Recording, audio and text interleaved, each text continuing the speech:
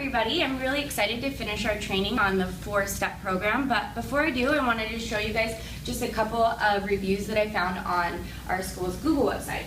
So the first one says, I love how Ryan took the time to figure out what I wanted and guided me in the right direction. The second one I really enjoyed. It said, I wanted to go to Paul Mitchell for hair color. I got a stylist who is thorough and careful. She asked a lot of questions to make sure she knew what I wanted. When I left, I felt beautiful and elegant.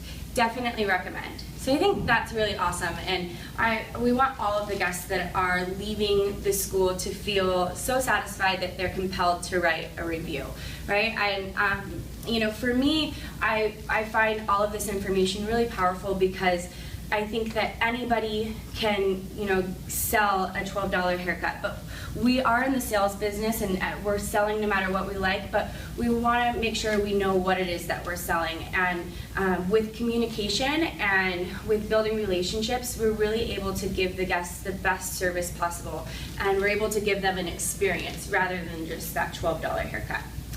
So how we're going to do that and how we're going to get ownership in it is we're going to go over our satisfaction checks. So what are they and how can we do it? And then our referrals. So what are referrals and how we can get more of them? Okay, so satisfaction check. What is satisfaction check? It's to ensure that our service guest is comfortable and satisfied with the experience and the results. And how do we do that?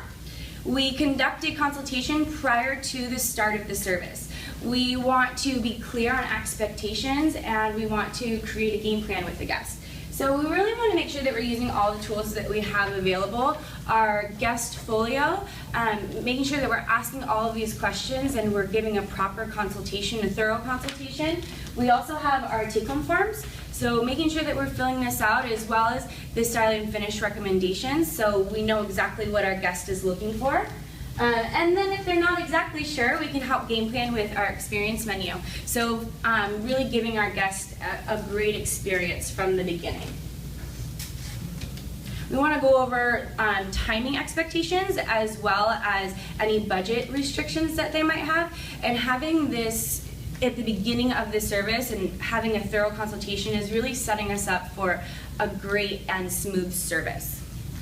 We want to make sure that our future professionals feel brilliant by personally endorsing them during frequent check-ins. So the relationships that are being built during that service isn't going to be just between the guest and the future professional, but making sure that we're involved as well, and that we're going in and we're building that relationship and we're building that trust with the service guests, but we're also building up the confidence for our future professionals, and we're really modeling a behavior that creates long-lasting relationships.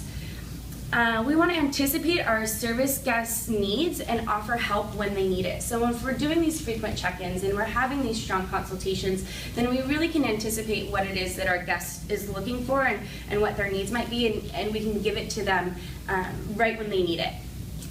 And then the final thing is watching our service guest body language. We want to make sure that we're using our verbal and our nonverbal communication skills for that. So making sure that we're asking those open-ended questions and that we're building into a conversation, but also making sure that our voice inflection sounds comfortable and is inviting to that specific service guest. Our nonverbal communication skills, we want to make sure that they're feeling comfortable and that we are having a body language that is inviting and comfortable. And if it ever feels like it's not, then knowing that we can step in right away and rectify that challenge. So with our satisfaction checks and making sure that we've gotten all of that really smooth and we're doing those frequent check-ins, it makes referrals a lot easier. So what is a referral? A referral is when we are asking our happy service guests to help them or to help us by inviting their friends and family in for services. And so how we can get referrals, or how we can do this, is by providing extraordinary and caring service to each service guest to ensure satisfaction. So if we're treating this guest like our own and we're not just leaving it up to the future professional, then we can really start to build those relationships with our guests. And so we're not only modeling that behavior for the future professionals to set them up for success out in the salon, but we're also able to make sure that our guests feel really comfortable and that they enjoy coming here. And if they enjoy coming here, then they're going to want their friends and family to be here. We want to gain rapport with our service guests. So discuss with them and find similarities. You want to dream out loud with the service guests. And they're coming in because they want, they have an expectation on what it is that they want. Maybe they've always wanted their hair to look a certain way, and if we can find out what it is that they're looking for and we can dream with them, then maybe we can give them that service. And finding similarities with them just to get those personal connections and really build those lifelong relationships. The last thing that we can do with our referrals is by utilizing the tools that we have.